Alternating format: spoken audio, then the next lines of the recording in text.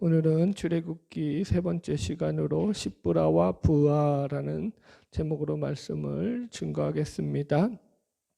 이 지금 출애굽기가 시작인 만큼 우리가 이 내용들을 잠깐 정리하면서 말씀을 시작하도록 하겠습니다. 우리가 지난주에 출애굽기 1장 8절에 이하에서 이스라엘 백성들이 번성을 하니까 그것이 애굽에게는 매우 두려운 일이 되어서 애굽의 바로 왕과 그 정치 지도자들이 이스라엘의 억압 정책을 폈다. 그래서 그들을 가혹한 노역을 시키면서 고역으로 그 생활을 힘들고 괴롭게 하였다라는 것까지 말씀을 드렸습니다. 이 바로가 이런 정책을 쓴 데에는 크게 두세 가지 이유가 있었죠. 첫 번째는 이제 국력을 내실을 다지기 위한 국력 보강을 위해서 이제 여러 가지 건축물들을 지어야 되는데 국력 보강을 위한 이 건축물을 지으려면 노동력이 필요하죠. 근데 그 노동력을 가장 값싼 노동력을 확보할 수 있는 게 바로 이 히브리, 많은 인구가 있는 히브리인들이었다고 말씀드렸습니다. 그리고 또 이렇게 이 노동력을 확보할 뿐만 아니라 이들을 통해 가지고 감시 감독을 하는 감독자들을 세움으로 말미암아서 이들이 이제 나중에 일으킬지도 모르는 어떤 쿠데타라든가 소론과 소요를 갖다가 미리미리 감시하고 통제할 수 있는 그런 역할도 할 수 있었고, 그리고 가장 이들이 이렇게 했던 중요한 이유는 이 고생을 하면은 자식을 안 낳잖아요. 일단은 그러니까 환경이 어려우면은 출산이 떨어진단 말이에요. 그래서 인구를 어떻게든지 이제 더 이상 출산을 못해서 이 히브리인들의 인구가 늘어나지 않도록 하고자 하는 인구 억제 정책의 일환으로서도 이런 정책을 썼다는 거예요. 사실은 그러니까 이게 세 번째가 가장 큰 요소 중에 하나였을 거예요. 우리도 그렇잖아요. 여러분들 보세요. 생활이 어려워지거나 혹은 아기를 낳다가 키우는 게 힘들어지면은 자연적으로 안 낳는단 말이에요. 출산이 떨어진다니까요. 이게 자연의 법칙도 그렇다니까요. 자연에서도 이 새끼들을 낳을 때 환경이 안 좋으면 새끼들을 갖다가 낳아가지고도 바로 죽여버리는 그런 동물들도 있죠. 그러니까 지금 그런 상황인 거예요. 그러니까 자연적으로 출산이 떨어지게 그렇게 환경을 점점점 어렵게 만들었는데도 불구하고 그런 의도와는 다르게 그런데도 불구하고 자식들을 계속 낳았다. 여기 보세요. 12절 같이 읽읍시다. 출애굽기 1장 12절 시작. 그러나 학대를 받을수록 더 번성하여 퍼져가니 애굽 사람이 이스라엘 자손으로 말미암아 근심하여. 그죠? 학대를 했으면 자식을 안 낳아야 되는데 더 낳더라는 거, 이게 웬일인지. 그래서 지금 이게 이제 애굽의 큰 문제가 된 거죠. 애굽의 그 정책 가운데서. 그래서 이제 오늘 본문에 등장하는 내용이 앞의 내용들과 연결된 것으로서 또 한 가지 애굽의 억압 정책 가운데 하나로서 펼치는 게 뭐냐면은 이스라엘의 히브리 산파들을 이용해서 이스라엘에서 태어나는 남자 아기들을 죽이도록 만드는 그런 계략을 꾸몄죠. 자, 이제 15절 말씀 읽으면서 본문 말씀을 시작해 보겠습니다. 시작. 애굽 왕이 히브리 산파 시브라라 하는 사람과 부하라 하는 사람에게 말하여. 아멘. 여기서 산파라는 말은 히브리어로 얄라드라는 말로서 출산을 돕다라는 뜻을 가지고 있어요. 그러니까 산모들의 출산을 돕는 여인들이라는 말이 산파라는 말이에요. 그래서 그 이름이 각각 이제 시브라와 부하인데 그 뜻이 뭐냐면 시브라는 아름답다라는 뜻이고 부하는 소리치는 자라는 뜻을 가지고 있어요. 한편 이 시브라와 부하를 가지고 이 산파들이 애굽인이었냐 히브리인이었느냐라는 것에 대해서 약간 논쟁이 있는데, 보편적인 견해로 본문의 내용들을 볼 때도 보면은 이들이 셈족 계통의 히브리인들이었다. 이름 자체가 셈족 계통의 이름이에요. 그래서 히브리인이었다라고 보는 것이 일반적인 견해입니다. 자, 계속 읽겠습니다. 16절 시작. 이르되 너희는 히브리 여인을 위하여 해산을 도울 때에 그 자리를 살펴서 아들이거든 그를 죽이고 딸이거든 살려두라. 예, 그래서 지금 이 말씀을 보면 바로 왕이 직접 그죠? 이 산파들을 불러가지고 히브리인의 남아 살해 명령을 지시하고 있습니다. 그러니까 히브리 민족의 인구 팽창을 어떻게 하든지 막겠다라는 의도인 거예요. 여기서 우리가 이제 한번 생각해 볼 문제가 생명의 존엄성에 관한 부분이죠. 태어난 아기가 남아거든 죽여라. 이제 생명을 갖다가 인간이 자기 마음대로 관할하는 거죠. 성경은 분명히 이 생명의 그 관할을, 인간의 모든 생명은 오직 여호와만 관할하고 있다라고 우리에게 말씀하고 있죠. 제가 몇 구절 읽어드릴까요? 신명기 30장 19절이에요. 내가 오늘날 천지를 불러서 너희에게 증거를 삼노라. 내가 생명과 사망과 복과 저주를 내 앞에 두었은즉 너와 내 자손이 살기 위하여 생명을 택하라. 이렇게 나온다고요. 하나님이 우리에게 생명과 사망과 복과 저주를 다 주시는 거라고요. 그러니까 생명도 관할을 누가 하시는 거야? 하나님이 하시고, 사망도 관할을 누가 하시는 거예요? 하나님이 하시는 거예요. 다 그게 하나님 관할에, 하나님의 주권, 생사복의 주관자 되신다라는 거죠. 한 구절만 더 읽어드릴게요. 시편 36편 9절이에요. 대저 생명의 원천이 주께 있사오니 주의 강면 중에 우리가 광명을 보리이다. 이렇게 나와요. 생명의 근원이 누구에게 있다고요? 주께 있다라고요. 생명의 모든 원천은 다 주로부터 나오는 거라고요. 하나님이 생명의 주관자 되시는 걸 믿으시기 바랍니다. 그래서 이런 본문들을 볼 때 우리는 인간의 그 악함이, 보세요. 이 생명조차, 인간의 생명, 하나님께 속한 생명조차도 자신들의 마음대로 관할하고자 하는 사악한 인간의 죄성을 우리는 목도하고 있다라는 거죠, 여러분들. 여러분, 생명이 존귀한 이유가 뭐죠? 그 생명의 주인이 누구이기 때문에, 하나님이시기 때문에 존귀한 거예요. 할렐루야. 예, 말씀 계속 읽겠습니다. 17절 시작. 그러나 산파들이 하나님을 두려워하여 애굽 왕의 명령을 어기고 남자 아기들을 살린지라. 재밌죠? 이 히브리 산파들이 애굽 왕의 명령을 어겼다 이렇게 나와요. 그죠? 분명하게. 그리고 히브리의 남자아이들을 죽이지 않고 살렸다라는 거예요. 그리고 살린 이유가 뭐라고요? 여기 그러나 산파들이 하나님을 두려워하여라고 나온다고요. 그죠? 하나님을 두려워했다는 거예요. 그죠? 예. 이게 첫 번째죠, 여러분들.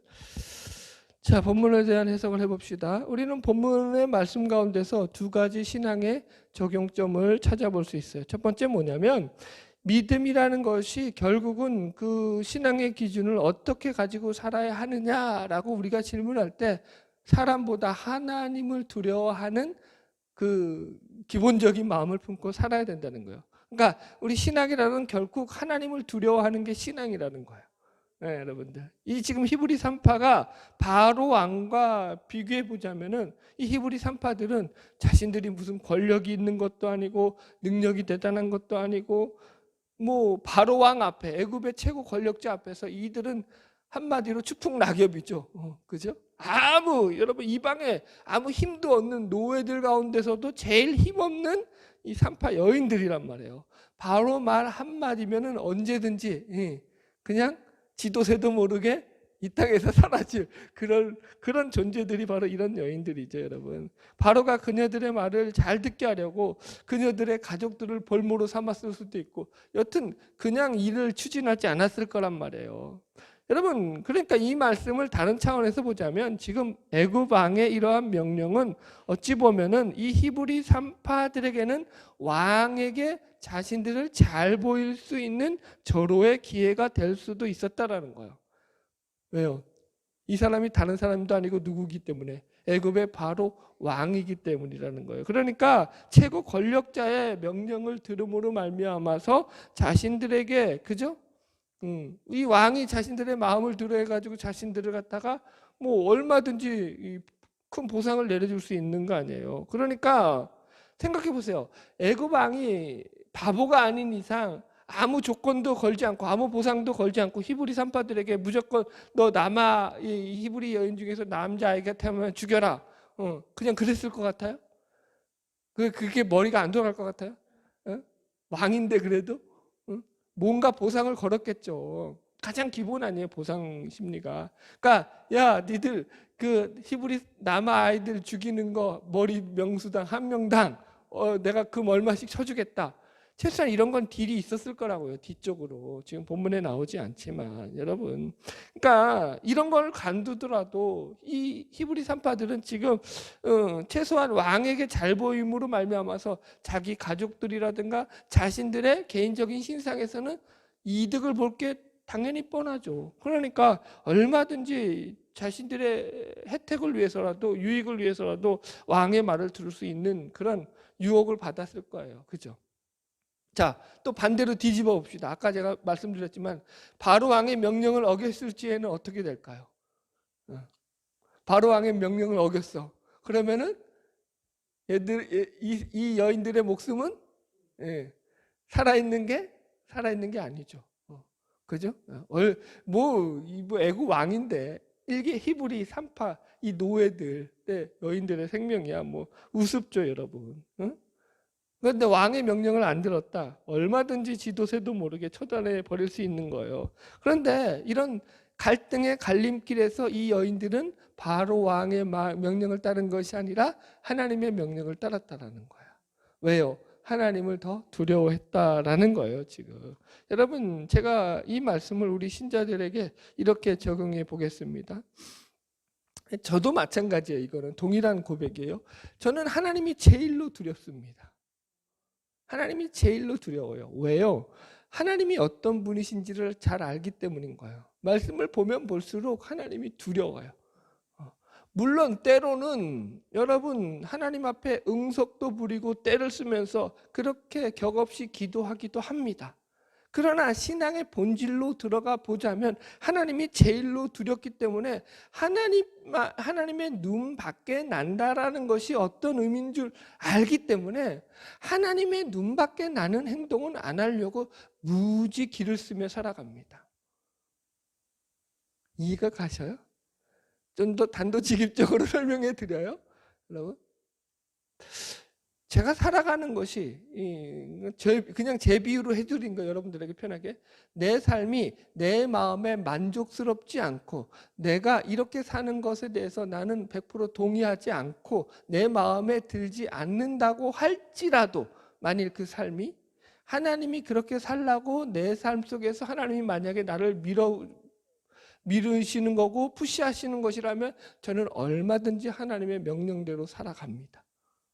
왜요? 하나님이 두렵기 때문에. 그 명령을 어겨서 내 마음대로 살아서 내가 유익을 취하는 어떤 작은 인생의 이 짧은 100년도 안 되는 인생 가운데 한 50년의 인생의 유익을 취한다고 한들 그것이 하나님 앞에 섰을 때 어떤 결과로 그것이 답이 돌아올지를 저는 알기 때문에 감히 그런 삶을 갖다가 저는 꿈꾸지 못합니다. 이해하시겠어요? 무슨 말인지? 네? 하나님이 제일 두렵다고요. 하나님을 두려워하셔야 된다고요. 하나님을 경외하셔야 된다고요. 거기서 신앙의 시작. 하나님이 안 두려우면 참 어려워요. 하나님이 안 두려운 인간에게는 여러분 어떻게 더 설명을 하더라도 그게 뭐 답이 없어요. 여러분 사실은 하나님이 안 두려우면요 정말로 무섭죠. 인간만큼 무서운 존재가 없죠. 그죠? 바로 왕, 그죠? 네?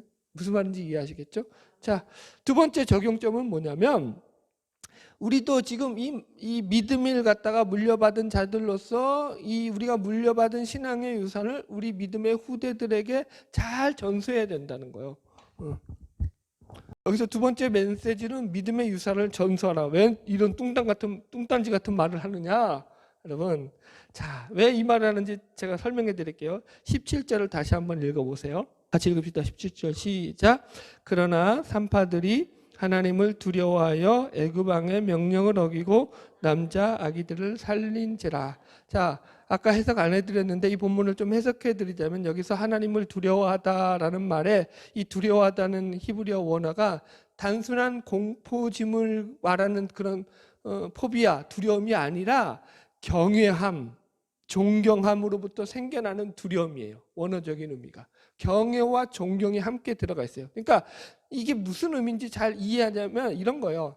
하나님을 경외함으로 하나님을 내가 그냥 그냥 어떻게 표현해야 돼요? 그를 신뢰함으로 두려워하는 것도 있다고요.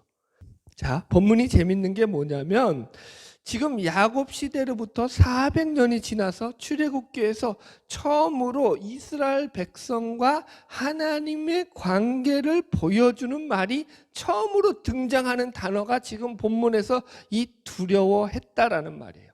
하나님을 두려워했다는 게 지금 이스라엘 백성과 하나님의 관계에서 처음으로 등장하는 말이라고요. 이해하셨어요?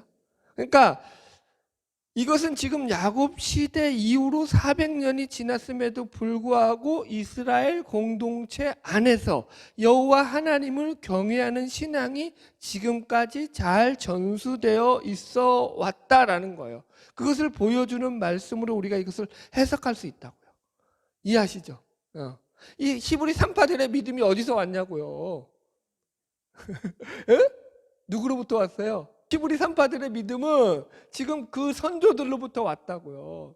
선조들이 가르쳐가지고 지금 히브리 산파들이 그 야곱에서부터 계속 내려왔던, 요셉으로부터 계속 내려왔던 그 12 아들들로부터 계속 내려왔던 믿음의 유업들이 이어져서 지금 히브리 산파에까지 이어져서 이들이 하나님을 두려워하고 경외하는 신앙을 가지고 있더라는 게 지금 본문의 설명이라고요.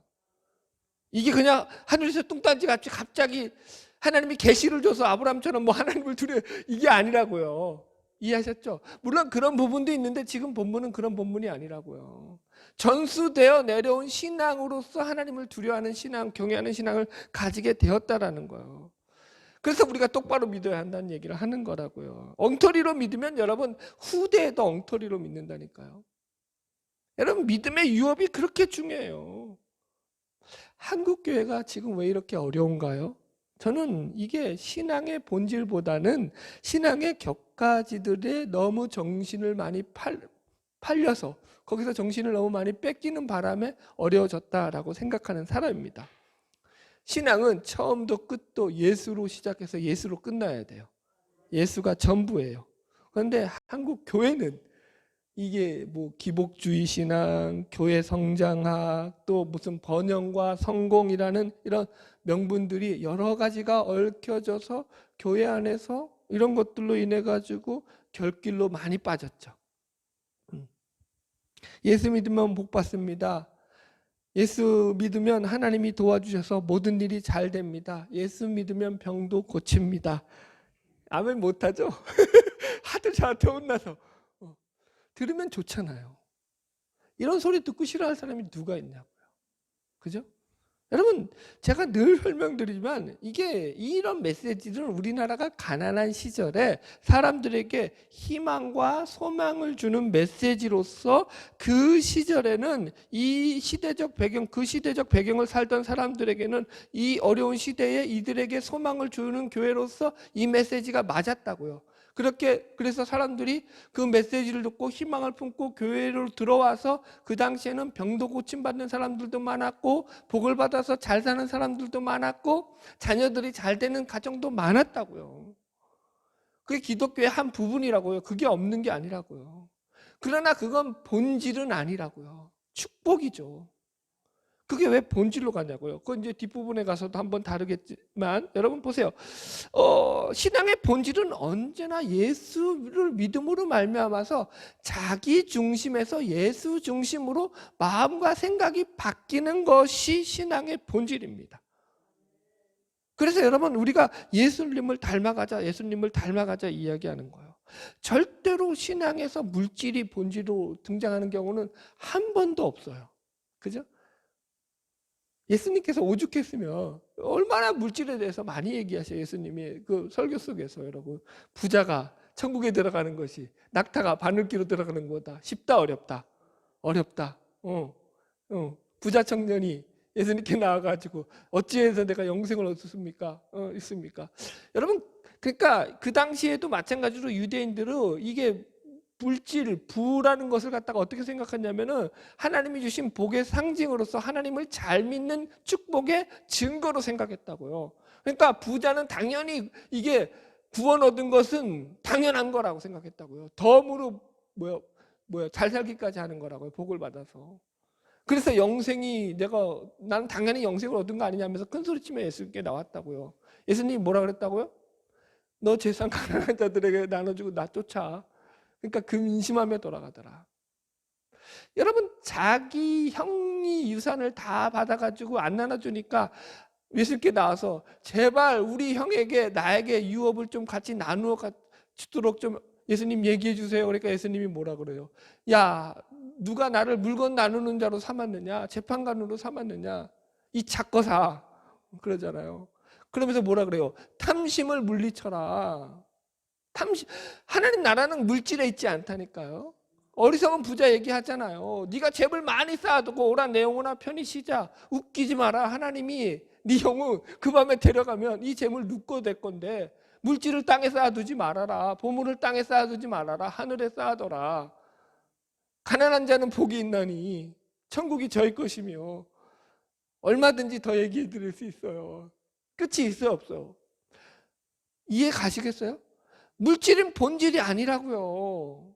제가 왜 계속 여기에 시비를 걸겠어요? 이게 우리 본성상, 제약된 본성상 자꾸 여기에 집착을 한다고요. 가만 내버려두면 예수를 잘 믿다가도 이쪽에 한눈을 판다고요. 제발 한눈 팔지 말라고요. 예수 믿는 게 본질이라고요. 아멘? 여러분, 절대 자기 중심에서 예수 중심으로 바뀌어져야 돼요. 이거 안 바뀌면 백날 예수 믿어도 소용없어요. 내 생각은 이런데 아유 진짜 어디다 그냥 몰래 뒤로 데려가가지고 그냥 100대 때려주고 싶어. 내 생각은 안 중요하다고요. 무슨 소린지 알겠어요? 하나님 생각이 중요하다고. 예수님 생각이 중요하다고. 예수님이 뭐라고 가르치느냐가 중요하다고요. 예수님이 제발 좀 그러지 말라고 하는데 왜 그걸 가지고 복이라고 얘기하고 그걸 가지고 구원이라고 말하고 그걸 가지고 영생이라고 말하고 그걸 가지고 왜 예수님을 팔아먹냐고요. 그러니까 젊은 애들에게 소망이 없죠. 여러분, 흥분할 게 아닌데 흥분이 돼. 이 얘기만 하면 흥분이 돼. 왜? 너무 많이 틀리니까. 한국교회가 너무 지금 잘못 가고 있으니까. 이해하시겠어요, 여러분? 여러분, 수가 아니라니까. 생명이라니까. 예수 생명이 있어야 된다니까요. 내가 예수 생명이 없으면 뭘 보냐고요? 자꾸 남 본다고요. 자기와 상대를 비교하고 우월의식을 가든지 열등의식을 가든지 아니면 특권의식을 갖든지 이상한 거 가져가지고 상대를 비난하기에 바쁘고 욕하기에 바쁘고 거기다가 뭘 집어넣어가지고 이상하게 이간질시키기 바쁘고 음해하기 바쁘고 이게 인간이 가진 죄성이라고요. 예수가 없으면 글로 간다고요. 예수 가지라고요. 여러분, 왜 예수를 믿는데 예수를 닮아가는 모습은 없고 두 볼에 자기 욕심으로만 가득 찬 얼굴을 해가지고 그럼에도 자기가 예수를 잘 믿는 양 착각해서 살아가는지 신자들 가운데 이기적인 모습과 우월의식, 특권의식에 빠져 사는 모습들을 보면 저는 정말로 제 자신에게조차도 부끄럽고 창피합니다. 제가 잘못 가르쳐서 그렇지 않나라는 반성도 하게 됩니다.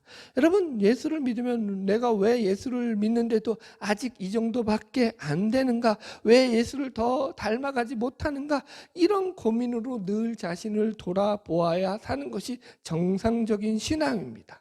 예수를 믿었더니 무슨 어깨에 무슨 무궁화 훈장을 단 것처럼 뭐라고 해요? 그렇게 기고만장해져 가지고 살아가는 것이 예수를 믿는 게 아니라고요. 하나님을 두려워한다고요. 하나님을 두려워한다고요. 하나님이 지금 내 모습을 보시면 과연 기뻐하실까? 이 생각을 한다고요. 그러면 얼마나 조심스럽겠어요. 하나님이 내 모습을 지금 보시고 있는데 내가 여러분 얼마나 조심스러운 삶을 살아가겠냐고요. 자기가 살고 싶은 대로 마음대로 막 살아지지가 않는다니까요. 절대로 그렇게 안 된다니까요. 여러분들 자기가 하고 싶은 말을 막 그냥 거침없이 상대방을 향해서 쏘아내지 못해요. 그게 예수를 믿는 사람들의 특징이라고요. 하나님이 두려운데 하나님을 믿는데 그게 신자들이 가진 모습이라고요. 여러분. 할렐루야. 자, 제발 저와 여러분은 하나님을 두려워하면서 살아가는 복된 성도들 되기를 축복합니다. 자, 믿음의 유업을 잇는 얘기를 하다 그런 거예요. 우리가 똑바로 안 믿으면요, 절대로 생명이 안전해진다. 생명은 뭐가 있다고요? 생명이 생명을 낳는다고요. 죽은 자는 절대 생명을 못 낳아요. 제일 큰 고민이 여러분 그거거든요. 여러분, 목사인데 여러분 나에게 생명이 없어서 영혼들을 출산하지 못하면 내가 무슨 쓸모가 있나. 이해하시죠? 무슨 말인지? 자, 우리 18절 19절 계속 읽읍시다. 시작. 애굽 왕이 산파를 불러 그들에게 이르되 너희가 어찌하여 이같이 남자 아기들을 살렸느냐. 산파가 바로에게 대답하되 히브리 여인은 애굽 여인과 같지 아니하고 건장하여 산파가 그들에게 이르기 전에 해산하였더이다 하매. 예. 자, 보세요. 애굽 왕이 산파를 불렀어요. 직접 불렀어요. 여러분, 일을 잘해서 부른 거예요, 못해서 부른 거예요? 그죠? 잘했으면 안 불렀죠. 상급 좋겠죠. 근데 지금 소식이 지금 히브리 남아들 죽이라고 했으니까 여기저기서 지금 애굽 왕이 기다리는 건 여기서도 누구 집 애가 죽었대, 저기서도 누구 집 애가 죽었대, 이런 히브리 산파들에서 들려오는 이런 소식들이어야 되는데 죽는 소식은 하나도 없고 여기서도 잘 나왔대, 저기서도 잘 나왔대, 승풍승풍 나왔대, 이딴 소식만 들려오는 거예요. 화가 난 거죠. 화가 나가지고 지금 산파들을 부른 거예요, 여러분. 그래서 여기 보면은 이 부르다라는 말을 통해서 지금 이 바로의 그 심정을 대충 유추해 볼 수 있는데, 이 부르다는 말의 히브리어가 카라라는 말인데, 이 카라라는 말에는 소리를 치다라는 의미가 같이 들어가 있어요. 그러니까 그냥 부른 게 아니라 이런 거예요. 해석하자면 불러서 차분하게 이야기한 것이 아니라 극도의 분노를 표출하면서 산파들에게 이것들아, 내가 맡긴 일을 왜 이따위로 하는 거야 하면서 마저 극대노를 하고 격분을 하면서 호통을 쳤다, 이런 얘기가 되는 거예요. 지금 여기서는 이해하시죠, 여러분들? 그러면 사실 여러분 보세요. 애굽 왕이 이렇게 화를 낼 정도면은 지금 이 여인들의 생명은 앞에서도 언급했지만 풍전등한 거예요. 이제 죽었구나, 그렇게 생각해야 돼요. 그죠? 여러분, 그런데 재밌어요. 지금 이들이 죽을 것 같은데 여기 그렇게 안 나와요. 같이 봅시다.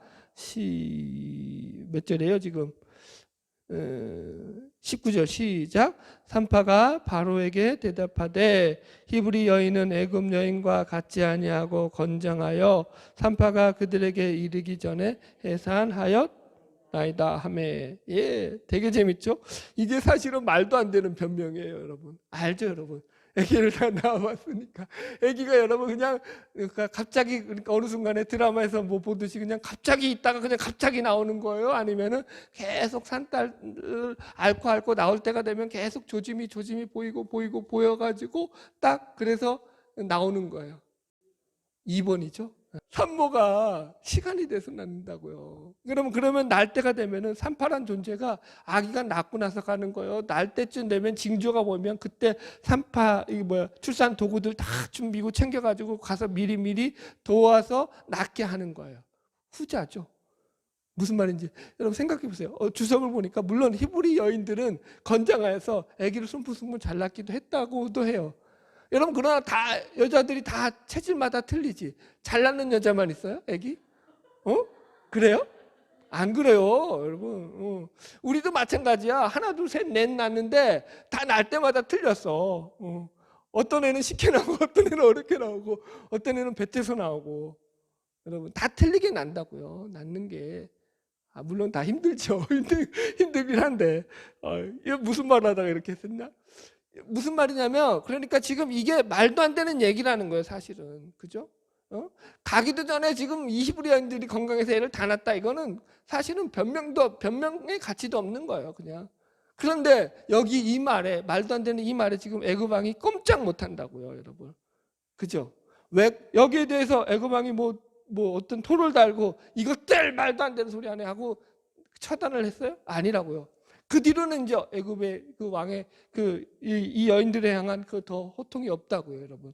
이게 무슨 말이냐면은, 왜 꼼짝을 못 하냐면은 지금 애를 낳은 뒤에 갔다라고 해버리니까 어떤 결과가 나오냐면, 그러면은 우리 이런 식으로 생각하는 거죠. 애를 낳았는데 가서 그럼 우리더러 낳은 애를 보고 부모가 있는 앞에서 그 애를 죽이란 말입니까? 그렇게는 안 되잖아요. 그건 또 진짜 큰 문제가 발생하잖아요. 그러니까 그렇게는 못하는 거니까 이게 우문현답이 된 거예요, 어떻게 보면은. 그러니까 꼼짝 못하게 된 거죠.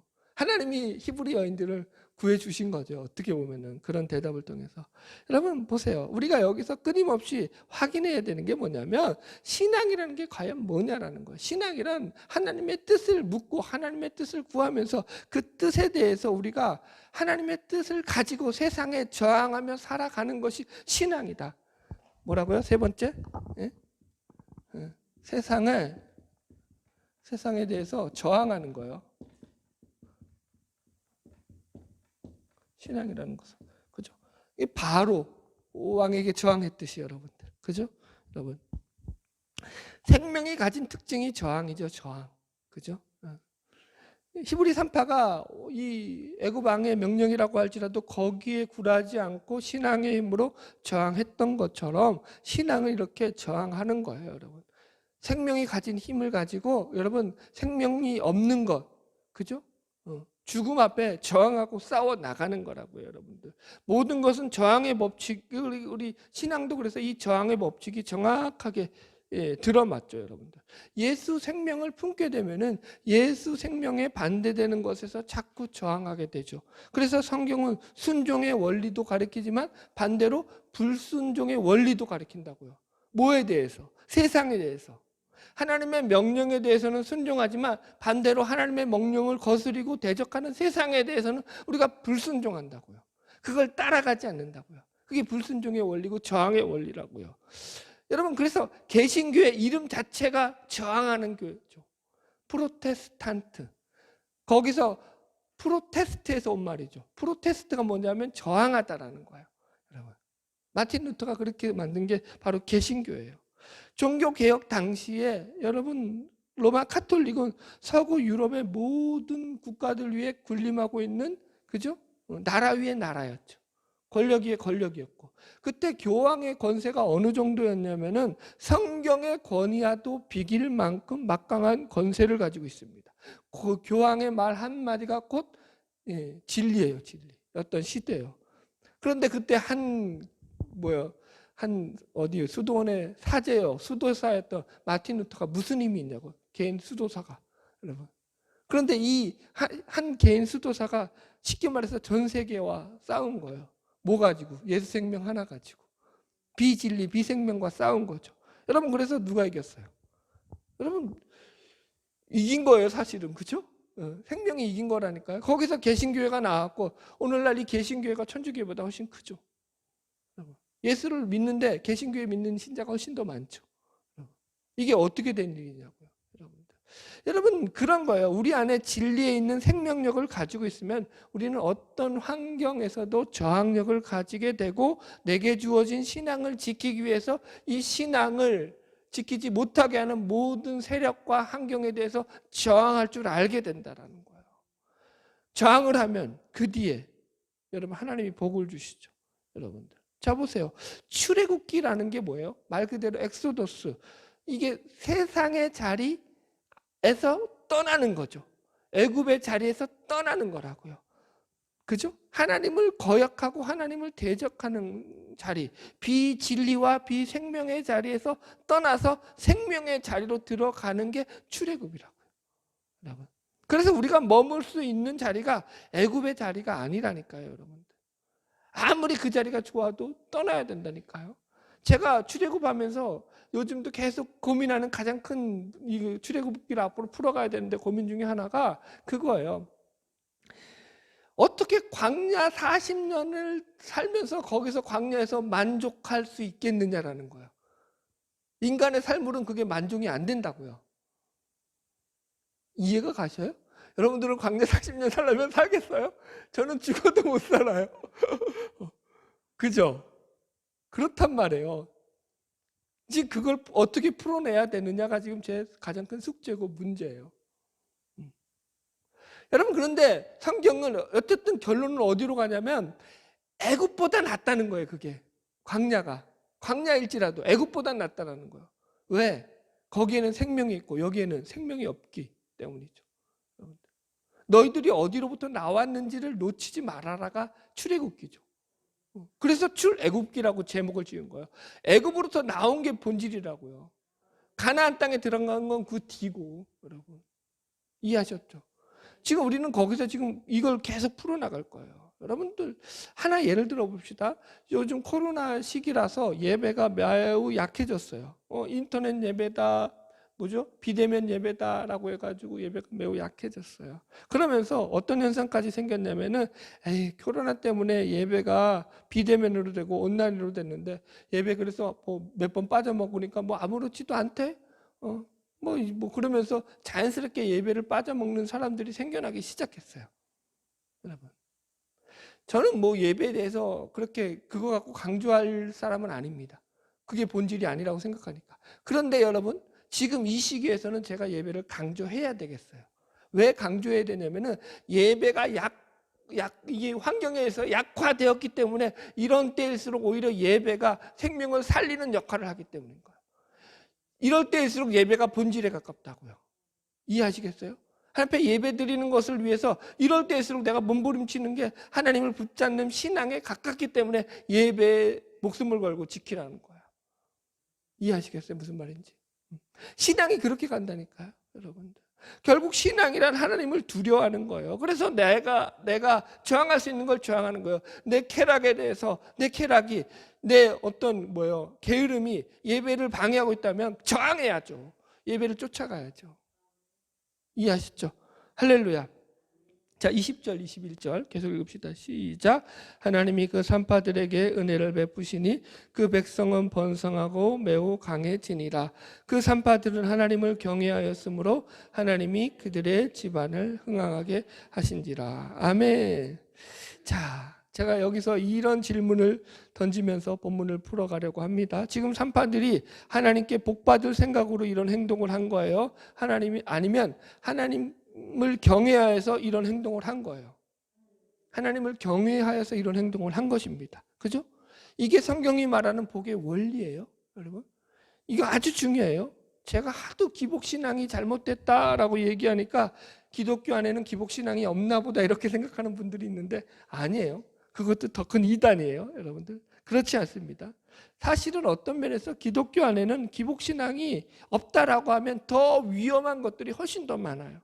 왜냐하면 기독교 안에는 기복적인 내용들로 상당히 많은 내용들이 채워져 있기 때문이에요. 그러니까 기복신앙이 없는 건 아니에요. 기복신앙, 기복적인 내용들은 얼마든지 있다고요. 그죠? 성경에서 예를 들어가지고 하나님께 기도하니까 하나님이 그 기도를 들어주셨더라. 이삭이 자식을 못 낳아가지고 매달리니까 하나님께서 그 기도를 들어가지고 쌍둥이를 주셨더라. 그죠?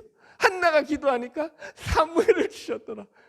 히스기야가 기도하니까 생명을 연장시키셨더라. 그죠? 야베스 기도는 안 그래요?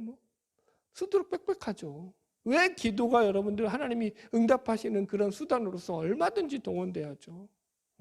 그렇게 나와 있는데 그게 잘못된 게 아니라고요. 이해하셨죠?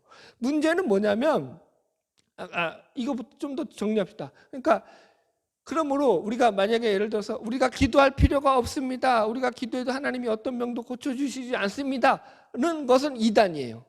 분명히 이해하셨죠? 하나님은 기도하면 병도 고쳐주시고 기적도 베풀어 주시고 복도 허락해 주셔요. 아멘? 열심히 기도하십시다.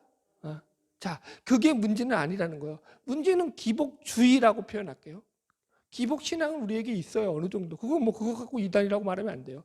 근데 기복주의는 큰 문제가 돼요. 기복주의라는 건 뭐냐면 이 복을 구하는 것이 하나님을 믿는 신앙보다 앞서 있는 걸 말해요. 이게 뒤집어지면 이건 큰일 나는 거예요. 지금 그래서 제가 앞에 전제를 댔잖아요. 하나님을 경외하니까 하나님이 복을 줬다 그랬지 복 받기 위해서 하나님을 경외했다고 안 했다고요. 신명기도 그거죠. 너희들이 하나님의 말씀에 순종하면 너희가 복을 받는다는 거지. 그죠? 복을 받기 위해서 순종해라는 아니라고요. 이게 참 중요하다고요. 이게 거나 여나 똑같은 거 아니냐. 거가 거고 여가 여고 그죠? 앞뒤 순서 바꾸는 게 뭐가 다르냐 그렇게 생각하는데 아니라고요. 이거 바뀌면 망한다고요. 지금 이거 바꿔서 한국교회가 어렵다고요. 이해하셨죠? 이게 일개 15개 목사가 한국교회 어렵다 얘기해봤자 뭔 소용이 있겠냐마는 정확한 거예요, 여러분. 성경에서 지적하고 있는 거니까, 여러분. 어렵습니다, 정말로. 아주 달라요, 여러분. 진정한 신앙이라는 것은 기복주의로는 안 가요. 내가 복을 받기 위해서 하는 것은 여러분 신앙이 아니에요, 여러분. 그래서 신앙은 철저하게 하나님을 경외하고 하나님을 섬기려는 목적을 가지고 가져야 돼요. 일단은 복이라는 것을 내 신앙에서 빼놓으세요. 이해하셨죠? 복은 빼놓고 하나님을 열심히 믿으시라니까요. 그러면 하나님이 거기다가 복을 채워주신다니까. 그런데 똑같은 신앙인데 내가 복 받기 위해서 그렇게 하면은 여러분 하나님이 알까요? 모를까요? 중심을요. 알아요. 그게 달라요. 그러니까 이게 옛날에는 그러니까 뭐라 그래요? 옛날 목사님들은 이거 선을 잘 지키셔서 왔다 갔다 하면서 아슬아슬하면서도, 그러니까 신앙의 본질인 것을 더 강조하시면서도 복도 같이 따라오게 해서 이게 아슬아슬하게 잘 갔는데, 이게 물질의 복을 받는 게 워낙 많은 현상과 증상들로서 한국 교회에 나타나다 보니까 이제 그냥 이게 이쪽으로 확 기울어져 버린 거예요. 복 쪽으로. 그러다 보니까 이게 문제가 이제 드디어 이제 발생하기 시작한 거예요. 예. 자, 정리합시다. 오늘 말씀을 정리하겠습니다. 오늘 크게 세 가지 메시지, 그죠? 하나님을 두려움으로 산파들이 바로왕의 명령보다 하나님의 명령을 지켰다는 거예요. 신앙이란 결국 하나님을 두려워하는 거라는 거죠, 그죠? 두 번째는 그 신앙을 잘 유지할 수 있었던 배경들이 믿음의 유업으로 이어져 왔기 때문이라는 거죠. 하나님을 두려워하는 마음이 처음부터 생겨난 것이 아니라 그 조상들로부터 믿음의 유업이 전수되어 왔기 때문이라는 거예요. 우리도 그래서 믿음의 유업을 잘 전수시켜야 되는 거죠. 할렐루야. 마지막 세 번째는 이 신앙이라는 건 결국 그래서 저항하는 거예요. 뭐요? 하나님을 대적하는 세력, 하나님을 외면하는 세력, 그러니까 비생명적이고 비진리적인 것들, 그죠? 대적하는 거죠. 우리가 하나님의 말씀에 순종하기 위해서, 하나님의 말씀에 순종하면 반드시 또 그 반대에 대해서 우리가 저항하게 돼 있다고요. 믿음을 지켜나가는 거라고요. 끊임없이. 여러분들, 하나님은 그런 믿음을 지키는 자들 위에 뭘 주셨다고요? 하나님이 그들이 하나님을 경외하였으므로 하나님이 그들의 집안을 흥왕하게 하셨더라. 아멘. 바라기는 하나님을 경외함으로 말미암아서 하나님이 허락하신 은혜와 복을 누리면서 살아가는 복된 저와 여러분 되기를 주의 이름으로 축복합니다. 기도하겠습니다.